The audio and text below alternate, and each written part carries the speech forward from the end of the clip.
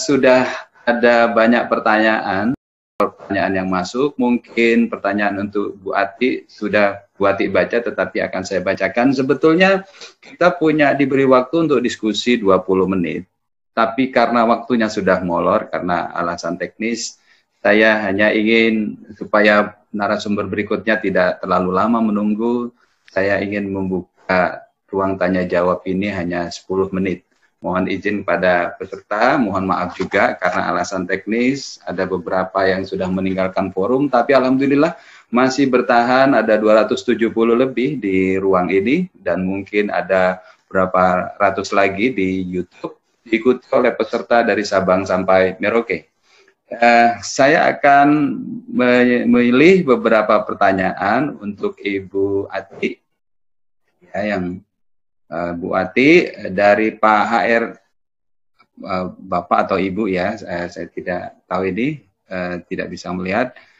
HR Utami, Ibu Ati Winarti, mohon contoh konkret bahan atau data yang bisa memanfaatkan langsung internet dalam penelitian di masa pandemik itu. Kemudian bertanya apakah materi semua dari narasumber bisa didapatkan, tentu nanti panitia akan memberikan linknya di akhir acara ya.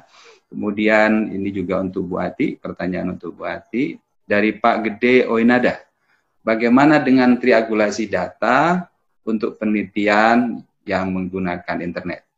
Kemudian dari Pak Doni Uji Windiatmoko, ini juga pertanyaan untuk Bu Ati. Bagaimana peluang riset R&D ya pada masa sekarang? Padahal dalam tahapnya ada uji produk, juga pengamatan untuk analisis data. Ya, itu untuk Ibu Atik. Sedangkan untuk Ibu Arifah, ya, dari Pak Doni juga, bertanya kepada Ibu topik riset atau jenis dan kriteria cerita bagaimana yang berpotensi jadi topik riset yang oke. Kemudian juga ini dari Bapak Afore Tahir Harefa, dosen pendidikan bahasa Inggris IKIP Gunung Sitolinias, bertanya juga pada Ibu Arifah tentang desain penelitian narrative inquiry. Menurut beliau sangat menarik. Bolehkah Ibu berbagi tentang sistematika penelitian, isi chapters, apakah tetap seperti sistematika eksperimen dan PTK? Kemudian, bolehkah ragamnya LKPD di sekolah menjadi topik penelitian juga? Bagaimana penerimaan narrative inquiry kira-kira menurut Ibu? Itu pertanyaan untuk Ibu Arifah. Silakan kepada Ibu Ati untuk menjawab pertanyaan yang sudah disampaikan. Baik, terima kasih Pak Zainul. Menarik ini pertanyaannya, tapi ini nggak sempat 20 menit, kayaknya 20 jam ya jawabnya Pak. Iya, kita lanjutkan aja. Saya akan menjawab. Pertanyaan pertama nanti ke belakang ya. Mohon maaf saya bicaranya memang seperti ini cepat, tapi juga ada faktor dikejar-kejar waktu. Ya, berkaitan dengan ini triangulasi ya Bapak. Tadi ada pertanyaan tentang triangulasi. Triangulasi kan berhubungan dengan 4 hal ya, triangulasi metode, triangulasi sumber data, kemudian triangulasi antar peneliti dan teori. Nah, sebenarnya masih bisa kita lakukan triangulasi dalam penelitian yang subjeknya diambil dari internet.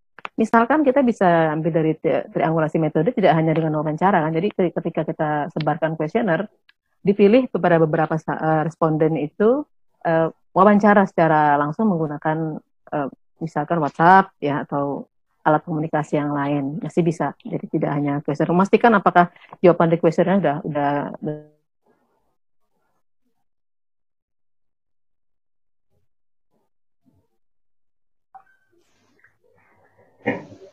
Baik, tampaknya ada gangguan sinyal. Mudah-mudahan tidak terlalu lama.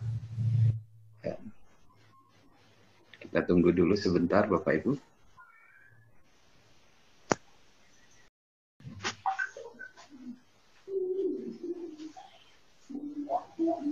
Terputus ya tadi ya? Terputus Bu, iya. Silakan Bu. Ini sudah nyambung lagi, tidak terlalu lama. Oke.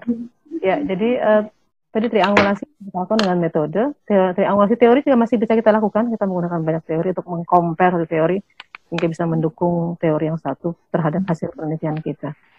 kalau triangulasi sumber data, saya kira juga bisa kita lakukan. Jadi selain mendapatkan sumber data dari wawancara, mungkin kita bisa minta dikirimi dokumen.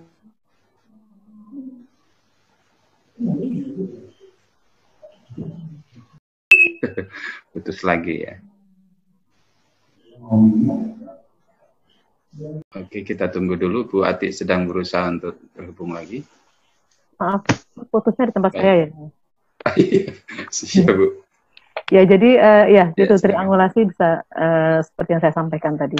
Kemudian terkait dengan R&D, tentu masih bisa Bapak yang bertanya tadi tentang R&D. R&D masih bisa kita lakukan, tetapi dalam modifikasi dengan skala terbatas. Ambil contoh misalkan 4D ya, define, design, develop, dan disseminate.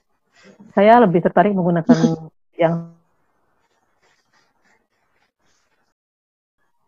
Tampaknya ada gangguan lagi di saluran, di sinyal Ibu Ati mungkin.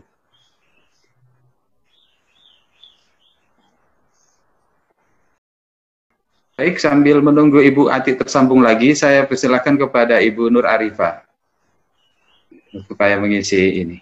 Baik, Ya, Pak silakan, Zainul. Ya, terima kasih. Jadi ada beberapa pertanyaan cerita yang seperti apa yang bisa kita jadikan penelitian. Jadi memang berangkat dari ke apa ya namanya, ke curiosity ya. Jadi fenomena-fenomena yang terjadi sekarang ini, Bapak Ibu. Bahkan misalnya pengalaman mahasiswa kita saat belajar misalnya writing, ya, ini bisa diceritakan. Dulu saya tuh dapat misalnya nilainya kok nggak lulus-lulus gitu misalnya seperti itu. Itu bisa dijadikan tema riset mahasiswa tersebut. Sehingga mahasiswa tersebut itu bisa seperti kilas balik seperti itu. Jadi kalau itu misalnya cerita tentang masa lalu. Tapi mungkin mahasiswa itu sekarang, oh ternyata saya kemarin itu tidak lulus-lulus karena ini begitu. Jadi seperti refleksi. Nah dari situ sebenarnya mahasiswa itu sudah melihat bahwa di balik ketidakbisaannya itu ada ceritanya Bapak Ibu. Nah, jadi bagaimana kita memotret kecil sekali sehingga ada suara ya. Admin, sebentar Ibu, mohon dibantu mengidentifikasi sumber suara. Baik, terima kasih. Lanjut Ibu. Jadi bagaimana kita memberikan, mungkin kita sebagai dosen ya Bapak Ibu ya, kita bisa memberikan inspirasi bagaimana mahasiswa kita itu bisa memulai ceritanya. Jadi meskipun sudah masa lalu itu bisa kita gali kembali Bapak Ibu. Itu intinya dari naratif. Demikian juga dengan sekarang. Anak-anak itu mengalami kesulitan dalam belajar dengan daring ya. Nah, tentu saja partisipan kalau misalnya dikaitkan dengan mata kuliah dengan dosen A, B, C, D ini memang secara kode etik kan memang harus ditutup semaksimal mungkin begitu ya, sehingga kita tidak melukai siapapun seperti itu. Ya, selanjutnya, nah dari situ itu frame-nya yang kita bidik apa Bapak Ibu? Misalnya mahasiswa saya itu tuh bolak-balik bingung menulis proposal skripsi. Itu bisa ditulis Bapak Ibu. Ya, tentu saja ada seperti bingkainya ya, bahwa saya meneliti tentang bagaimana saya menemukan topik penelitian itu. Nah, itu ada teorinya Bapak Ibu. Ya, jadi tentang self-writing ya, tentang self-writing. Jadi di situ sangat menarik sekali Bapak Ibu. Ternyata mahasiswa itu menemukan topik itu setelah berulang kali ketemu dengan pembimbing. Itu menarik sekali. Jadi dari naratif ini selama saya membimbing sekitar 20 mahasiswa menulis naratif inquiry ini ya, ini menarik sekali Bapak Ibu. Jadi banyak cerita-cerita kejutan yang mungkin dosen yang bersangkutan itu bisa, begitu ya rasanya. Oh, begitu ya mahasiswa kita itu belajar. Ini menarik sekali. Jadi Bapak Ibu, meskipun hanya dalam bentuk cerita, ya, namun itu harus mempunyai value atau terbungkus dalam konsep-konsep yang sudah ada sekarang. Jadi tidak asal bercerita, tidak asal kita memilih cerita, tidak asal kita juga memilih partisipan seperti itu. Nah, ini memang membutuhkan ya, namun kita perlu mencoba, Bapak Ibu. Dulu saya juga mencoba dan terus belajar dan terus belajar. Lama-lama saya menikmati ini naratif inquiry ini kayaknya itu kita perlu gali nih kekayaan Indonesia, keberagaman Indonesia dengan multilingualnya ini sangat luar biasa. Ya. Demikian Pak Zainul. Zainul, mungkin Baik. ada pertanyaan yang lain? Ada pertanyaan baru Bu, sambil menunggu Bu Ati yang berusaha untuk mudah-mudahan bisa tersambung lagi ruang ini. Ada pertanyaan dari Pak Wawan Prasetyo Bu, katanya bagaimana pengecekan realibilitas dan validitasnya untuk naratif inquiry? Ya. Jadi memang Bapak Ibu ini karena sebenarnya naratif inquiry itu tidak mesti harus kualitatif. Ada juga yang model mixed method. Jadi naratif inquiry tetapi dari mixed method. Ada juga yang berbasis pada kuantitatif juga. Jadi naratif inquiry ini sebenarnya tidak hanya kualitatif, namun bisa mix, bisa kuantitatif. Jadi bermacam-macam. Jadi kalau misalnya ditanya tentang validitasnya, tentu saja kembali lagi ke kuantitatif dan kualitatif itu sendiri. Misalnya kalau yang kualitatif, Bapak Ibu misalnya bercerita tentang diri saya sendiri ya. Misalnya dulu saya seorang guru selama 17 tahun, begitu ya, kemudian berpindah menjadi dosen, itu pasti ada ceritanya. Kok bisa gitu? Ya, terus bagaimana cara reliabilitas dan validitasnya?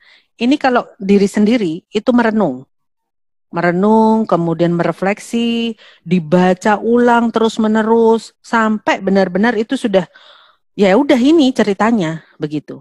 Sampai benar-benar kita menemukan sesuatu yang menarik bahwa ini bisa dipelajari oleh orang lain.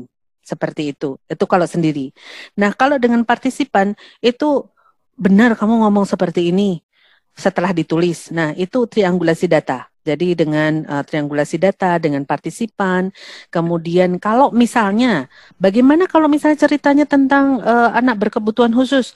Nah, itu bisa triangulasi dengan orang tuanya, dengan gurunya, dengan orang yang mungkin merawat dia setiap harinya, itu bisa ditanyakan seperti itu. Jadi demikian juga bahwa valid tidak? Valid Bapak Ibu, karena masing-masing orang itu mempunyai cerita dan dari situ sebenarnya tidak ada kebohongan. Bahkan kalau saya bilang yang kuantitatif misalnya ya, kita mengirim Google Form. Ada loh yang asal-asalan, bukan ada, banyak gitu ya. Yang mengisi Google Form itu asal-asalan, banyak. Survei, banyak. Nah, ini pembandingnya seperti itu Bapak Ibu.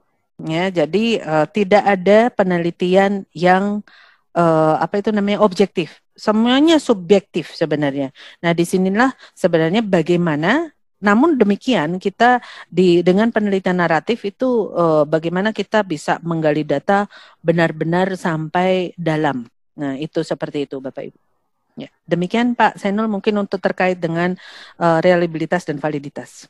Baik, terima kasih Bu. Ada satu lagi pertanyaan, tapi ada yang tampaknya ingin berinteraksi Bu dengan Ibu ya. Silakan. Saya persilahkan Ibu Rosita Ilhami untuk menyampaikan pertanyaannya kalau ingin bertanya langsung, karena Ibu Rosita dan Pak Agus Hidayat ini memberikan tanda simbol tangan untuk berinteraksi dengan Ibu. Ada Ibu Rosita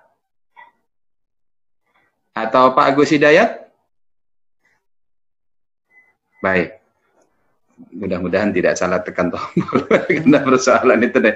Baik Bu, memanfaatkan waktu sedikit lagi karena Ibu Ati tidak bisa masuk lagi sepertinya karena gangguan teknis.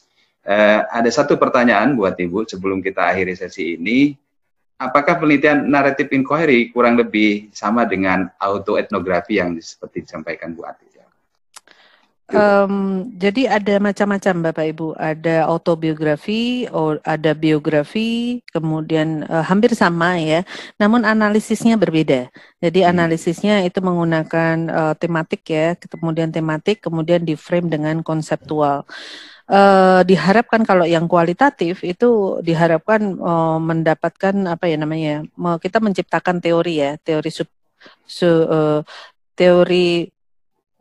teori yang bisa apa namanya digunakan kembali oleh orang lain. Jadi apa namanya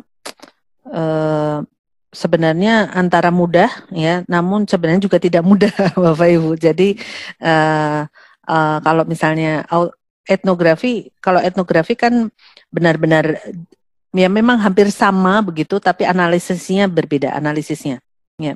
Jadi menggunakan pisaunya itu pisau naratif inquiry. Ini yang membedakan. Mungkin Bapak Ibu bisa membaca lebih banyak. Itu biasanya Profesor Gary Berguizen, itu pun alirannya banyak sekali Bapak Ibu yang naratif inquiry ini. Ya, kalau saya alirannya Gary Berguizen, kemudian Alice Chick, seperti itu. Ya, demikian. Baik, terima kasih Ibu Arifah, Bapak Sama-sama. Ibu peserta webinar memilih topik dan metode penelitian dalam bidang bahasa di masa pandemi COVID-19. Mohon maaf waktu yang diberikan kepada kami tidak mungkin untuk menjawab semua pertanyaan, tapi paling tidak sesi ini sudah memberikan gambaran bahwa ada alternatif penelitian untuk bidang bahasa yang tidak harus di lapangan. Jadi saya tidak ingin menyimpulkan apapun dari apa yang sudah disampaikan oleh dua narasumber, karena apa yang disampaikan oleh dua narasumber bisa kita dajikan untuk menjelajah lebih jauh tentang apa yang ingin kita ketahui. Demikian Ibu, terima kasih Ibu Ati, terima kasih Ibu Nur Arifah atas pencerahannya buat kami. Mudah-mudahan apa yang Ibu sampaikan bermanfaat bagi kita semua. Terima kasih Ibu. Selesai, Nur.